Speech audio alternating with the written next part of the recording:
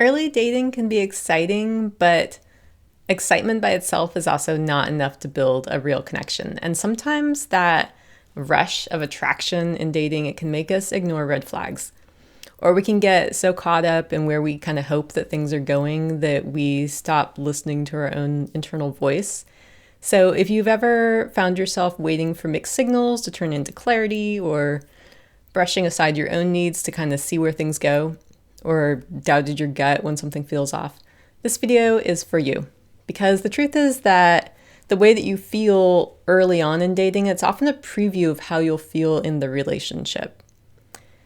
And in this video, we're going to walk through 4 common early dating scenarios and how to handle each of them with a nice, calm confidence so that you don't lose yourself in the process. And if you want extra support, my Secure Love Toolkit for anxious attachment in dating is linked below. It includes practical steps for breaking old patterns and recognizing a secure partner. I'm Kaylee Larkin, and I help people to break free from anxious attachment patterns and attract relationships that feel safe and secure and fulfilling. So the first scenario is when someone is sending mixed signals. So what I mean by that is, well, let me give you an example. Imagine you've been dating someone for a few weeks and the connection feels great. And then they kind of start changing. Like they don't text you as often. They're not as quick to make plans, and you just feel like something's a little off. And then one day they send you a message that says something along the lines of, "Hey, I really like spending time with you, but I'm just kind of figuring things out right now, and I'm not exactly sure what I want." Now, if you have anxious tendencies, this might send you into a bit of a loop. It might sound something like, "Ooh, do they like me? Are they pulling away? Should I try harder?" But just pause for a moment, because instead of focusing on what they mean with their message, you want to ask yourself how you feel in the connection. So you can ask yourself questions like, okay, am I grounded or am I chasing right now? Like, where is this going? Am I hoping that they'll become more certain? And you might even find yourself like over-explaining why you're worth dating. Like, "Oh, I totally get it. I'm super chill. Don't worry. We'll just see where it goes." Or you might like ignore your needs to keep them around and just say, "Oh, that's okay. I'm happy to just go with the flow." So I just want to say these are not scenarios that I would recommend or responses that I would recommend, because if you want to be more secure and conscious about building a secure relationship, it's better to acknowledge their message and then clarify what they want. So saying something like, "Oh, I appreciate you sharing that. I'm looking for something intentional, so let me know if that aligns where you're at." Or let me know if that aligns with where you're at. And the reason why this works is because it respects their uncertainty, but it doesn't make it your problem. So it reinforces what you're looking for, but it's not like harsh about it. And it also gives them space. They can either, step up and they can join you in a relationship, or they can step away if it's not a good fit. Okay, so that's one scenario. Another scenario is when you're ignoring your own needs for the sake of connection. So let's say that you've been on a few dates with somebody and you really like them. Chemistry is great. You're very excited when you're around them. It's awesome. But in the back of your mind, while you're dating, there's like this little thought that's wondering, are we looking for the same thing? And so it's like if you don't check in with yourself about that little thought and you just push that thought aside, like, "Oh, it's going great. I don't want to ruin it by bringing up labels too soon." That's where people's unconscious patterning can show up, because some of us grew up feeling like love was unpredictable. Like maybe you had to win someone's affection.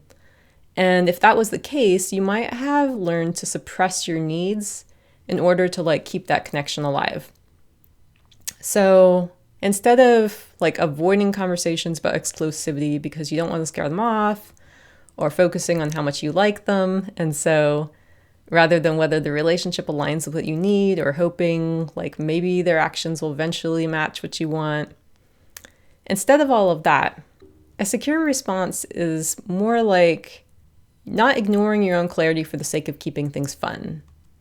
So, but trusting that by bringing up what you want, it won't push away the right person. So instead of waiting for the perfect moment, you might say something like, hey, I'm really enjoying getting to know you, and I want to be really intentional about where this is going. What are you looking for? And the reason why this works is because it prioritizes your clarity. So it doesn't just focus on their clarity, but it allows you to move forward based on real information. So you're not making assumptions or guessing. Because I've known an awful lot of people who thought that they were headed in the same direction with somebody, and then they found out that that was all based on assumptions. You don't want to be in that place. It doesn't feel good.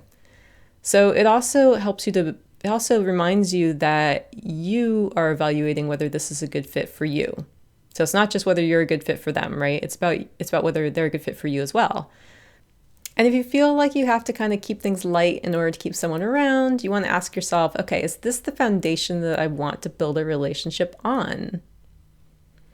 Okay, third scenario, when your gut tells you that something is off. So have you ever been in a dating scenario and then something just kind of felt wrong? Maybe someone made a comment that stung, but you told yourself that they didn't mean it that way. Or maybe their communication started to shift, but instead of asking about it, you convinced yourself that you were imagining things or overthinking.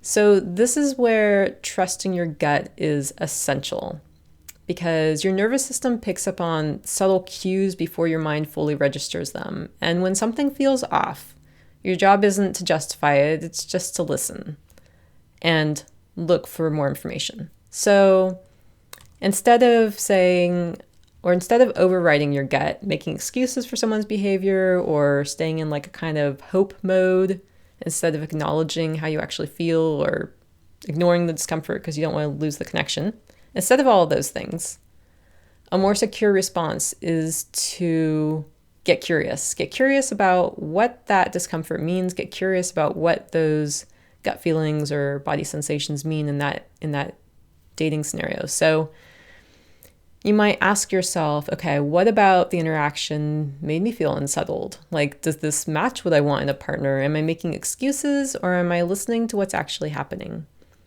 So people who are secure aren't assuming discomfort means they need to do better. They're recognizing when something's not right, and they trust themselves enough to step back if needed. So all in all, early dating, it should feel exciting, but not unsteady. Clarity is not something that you have to wait for. It's something that you can create and seek out with your communication. And trusting your gut is more important than just making things work.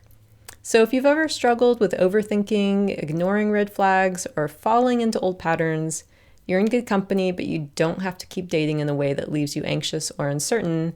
And if this video resonated with you, my Secure Love Toolkit for anxious attachment and dating is linked in the description. And if this video was helpful, feel free to hit like, subscribe for more videos, send it to someone, and I look forward to seeing you in the next one. This is Kaylee Larkin, wishing you a beautiful relational journey.